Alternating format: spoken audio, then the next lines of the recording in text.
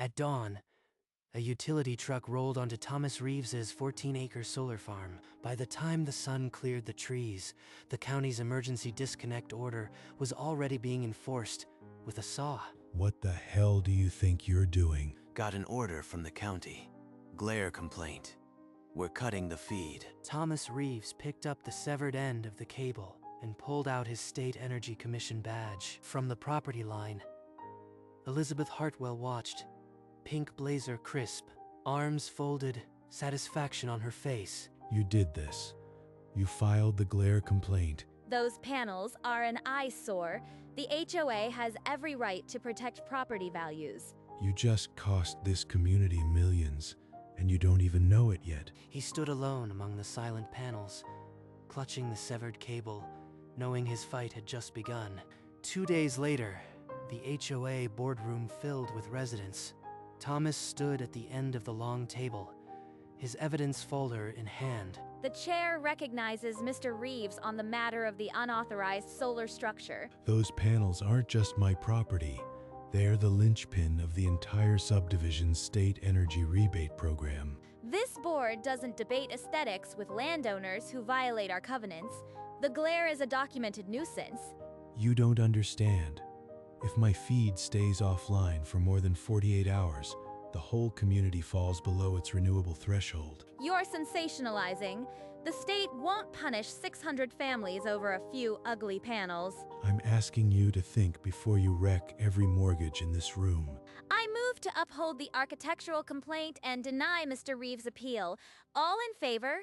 The vote was unanimous. Thomas's appeal was crushed. He walked out of the boardroom, past the silent faces of neighbors who didn't yet realize they'd just voted away their own tax credit. 48 hours after the cut, Thomas's phone rang in his workshop. A contact at the State Energy Commission had worrying news. Already? The community aggregation threshold is in breach? He ended the call and immediately dialed the HOA office. Elizabeth answered. Elizabeth, the state aggregation program just fell below 30%. The rebates. You're a nuisance, Mr. Reeves. Don't call this number again. The line went dead. Thomas sat in silence, then reached for a different number. Angela Rowe, the aggregator board chair. He dialed Angela's number from memory. Angela, it's Thomas. The HOA just cost the whole subdivision its renewable designation. I need your advice. You're right. I've been sitting on my board seat too long. It's time to use it. He hung up and opened his file drawer. The regional grid aggregator board meeting was in 3 days. He would be ready. The next morning, the mail carrier delivered identical envelopes to every house in Ridgeline Estates. Thomas opened his. The state seal was unmistakable. Renewable energy rebate revoked from his driveway. He saw neighbors unfolding the same letter. Disbelief spreading like a contagion. Greg Coleman tore open his envelope, his refinancing application fresh on his mind. Before he could process the words, his phone rang. His mortgage broker was calling. I am sorry, Mr. Coleman. The loan was contingent on the state energy credit. As income, without it, we have to deny. Greg drove straight to Elizabeth Hartwell's house. The letter crumpled in his fist. You did this. My refinancing just fell through because of your petty aesthetic war. Mr. Coleman, blame the man with the ugly panels. The HOA acted within its rights. She closed the door, leaving Greg on the porch, one of 612 families now staring into a financial abyss. By sunset, flyers on every lamppost called for an emergency community meeting. The hall filled with frantic owners. Our community is under attack, not from the state, but from one man's refusal to follow the rules. We did what any board would.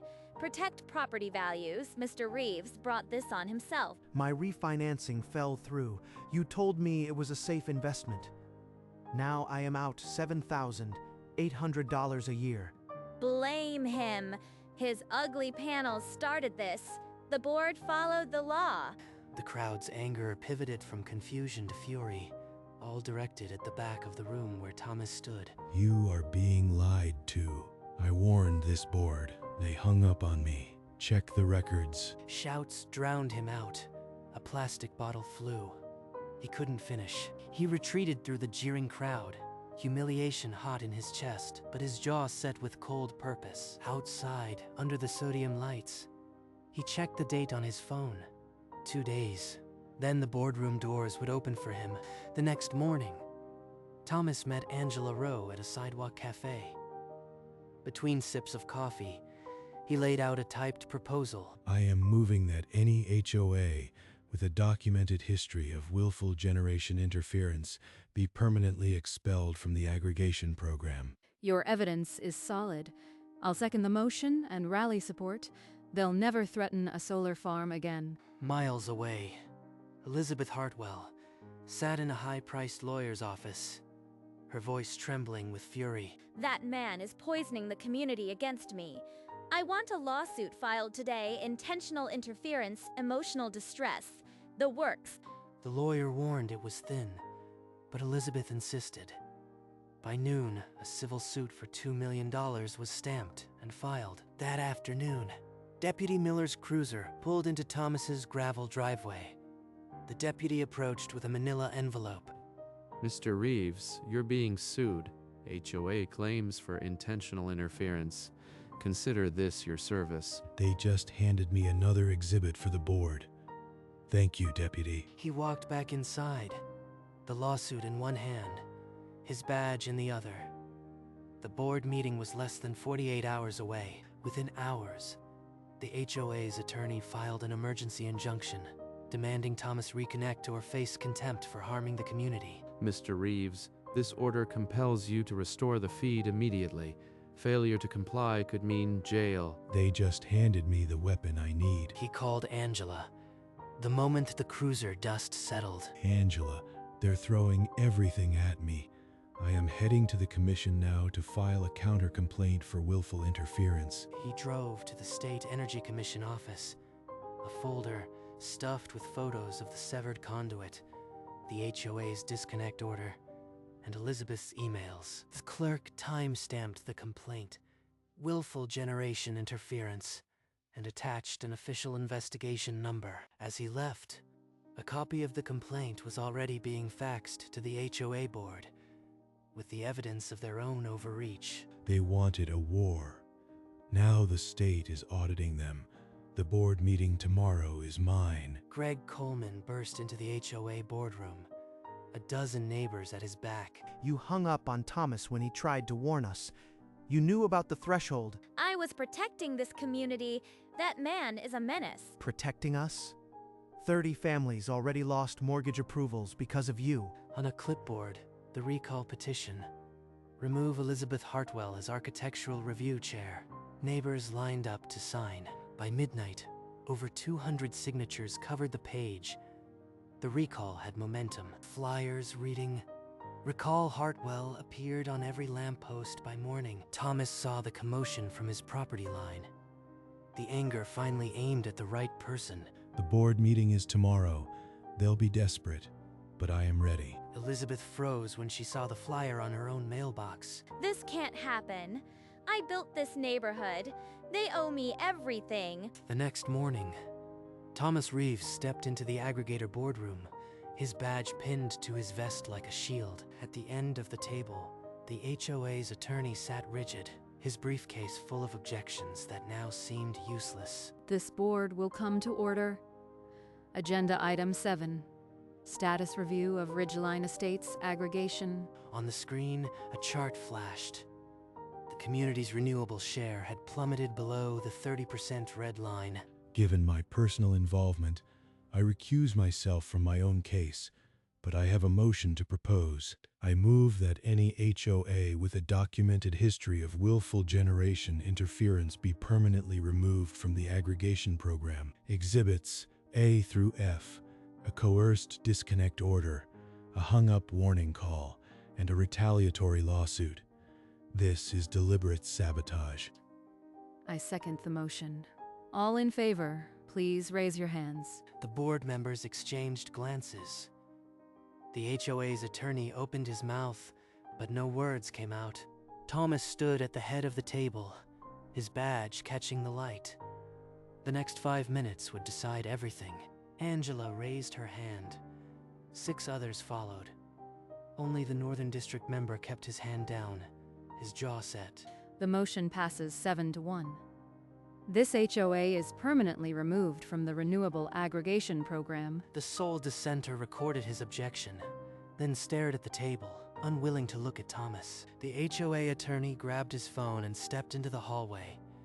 His call connected to Elizabeth's home office. You told me the lawsuit would stop him. You said the commission wouldn't act this fast. She slammed the phone down, then sank into her chair, staring at the recall flyer still on her desk. Thomas closed his evidence folder and walked toward the elevator. Angela caught him at the door. You didn't need a speech, Thomas. The facts spoke for themselves.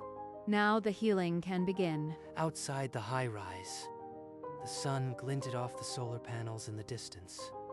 Still silent, but not for long. In the empty boardroom, the screen still displayed the red line. Below it, one word, removed. Elizabeth Hartwell stormed into her attorney's office before the sun rose.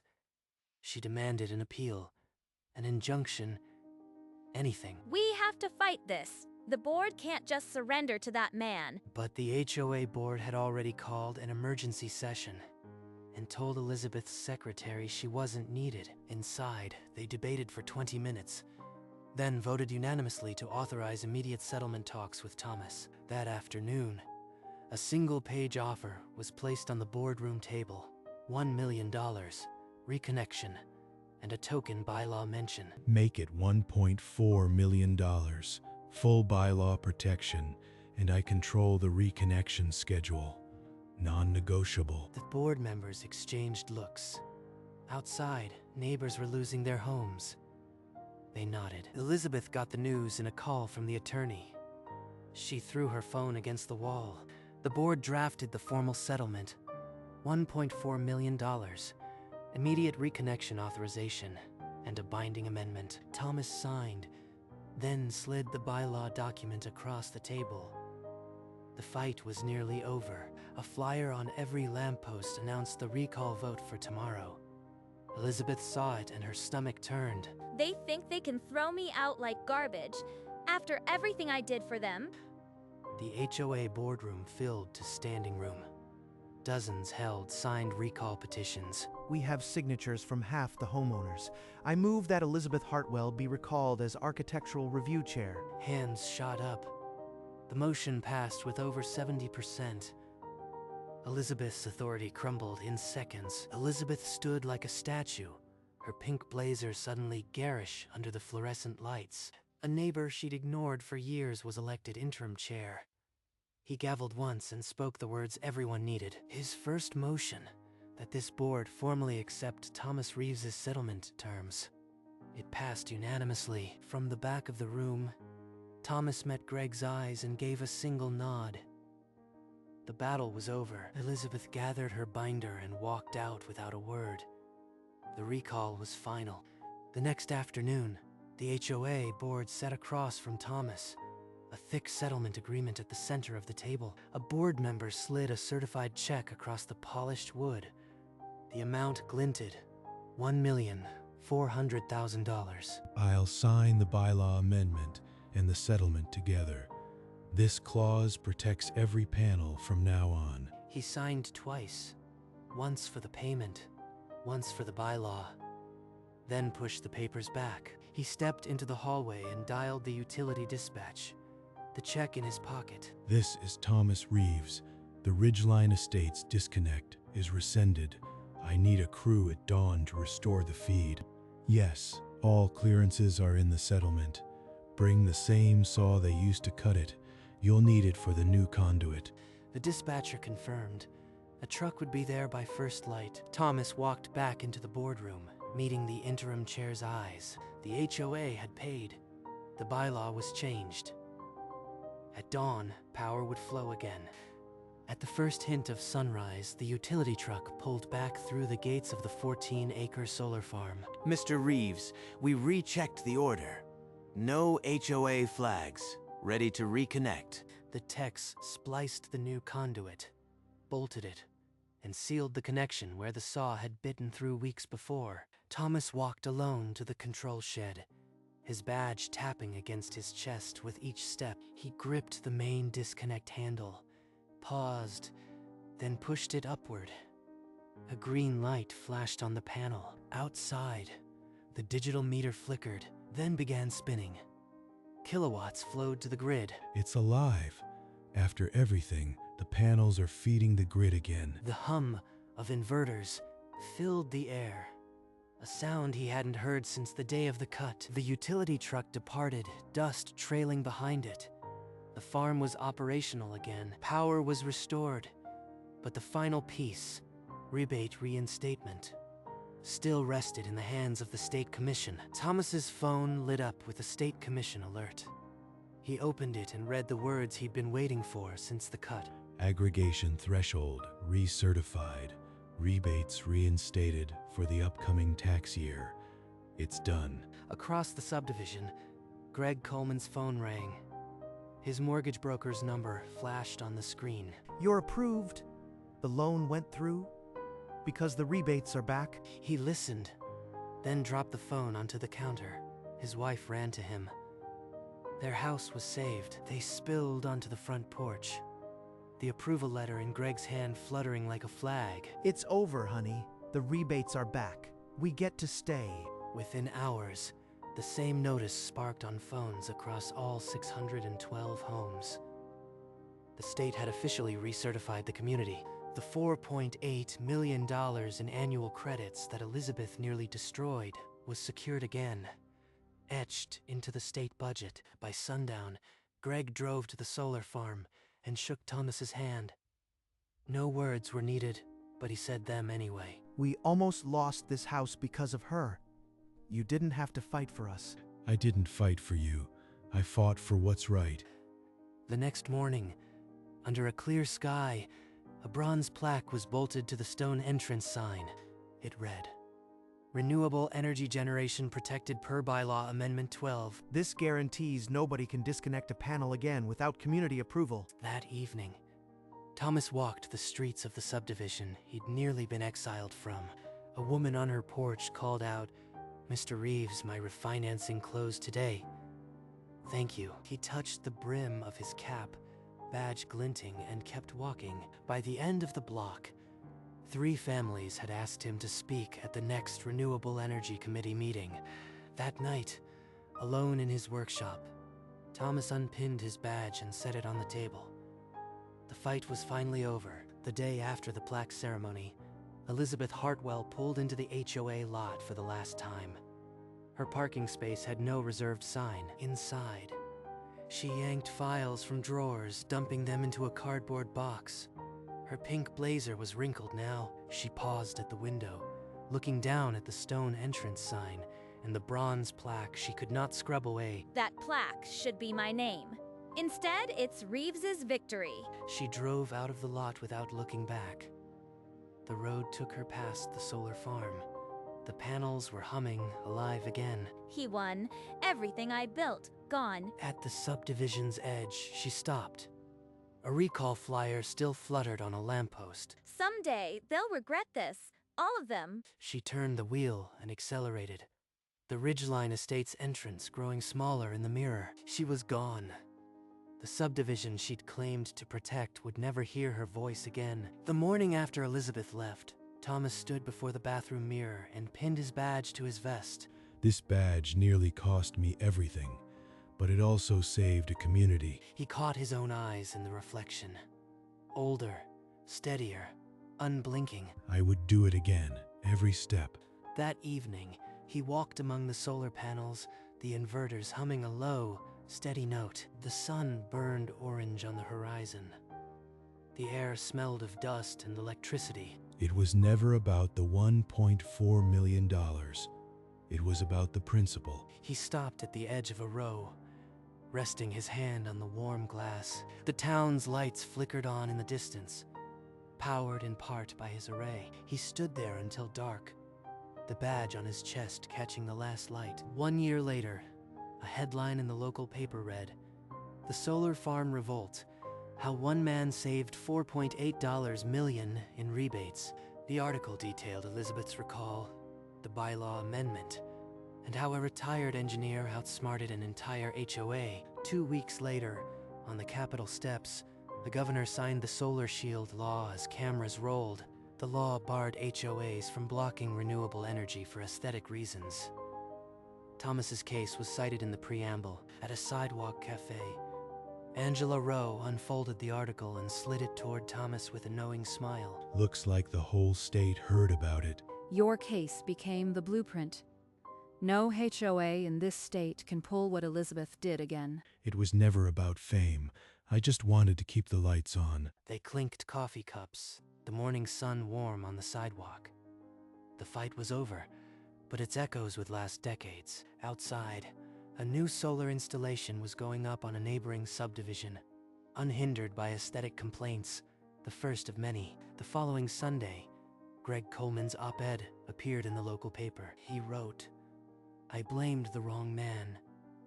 Thomas Reeves sacrificed for us all." Within days, the editorials sparked letters of support from across the state. The bylaw plaque became a pilgrimage site for homeowners fighting their own HOAs. They photographed it, copied the wording, and brought the fight home. Thomas used a portion of the settlement to expand his solar farm by 5 acres. You'll be in charge of day-to-day operations. The panels are yours now. By autumn, 19 acres of panels fed the grid, doubling the subdivision's renewable surplus. The young engineer studied Thomas's blueprints with reverence, a new generation taking over. At dusk, Thomas stood at the new edge of the farm, the hum of progress all around him. Night fell over the solar farm, the indicator lights blinking a steady green across the acres. He settled into the porch chair, the distant glow of the farm's indicator lights visible through the trees. He unpinned the badge, its red circle catching the porch light, and looked at it one last time. Then he hooked it onto the vest hanging by the door. Inside his workshop, he switched off the overhead lamp. The only light came from the hallway, falling on a framed photograph of his grandfather beside the original deed. He touched the frame. The deed was yellowed but intact. He'd be proud. Outside, the crickets sang. The solar farm's lights blinked in rhythm with the grid. Thomas Reeves sat in the dark, a retired engineer who'd just saved a community without ever raising his voice. Dawn broke over a subdivision that had nearly destroyed itself and the acres of panels that had saved it. Power lines crisscrossed between them, a visible reminder that a community's survival can ride with the sun. The bronze plaque at the entrance gleamed, its bylaw amendment readable from a passing car. Thomas Reeves was not on his porch. He had gone to bed before midnight, but his badge was still hooked to the vest by the door, catching the first gold of morning. The Solar Shield law was already shielding other neighborhoods from aesthetic prohibition, and the children in Ridgeline Estates were growing up under a new kind of expectation, that energy was everyone's right, that a single person, armed with receipts and a steady voice, could pin a bad HOA to the mat. The truth, once it starts flowing, is harder to cut than a main feeder, and no emergency disconnect order can ever reverse it.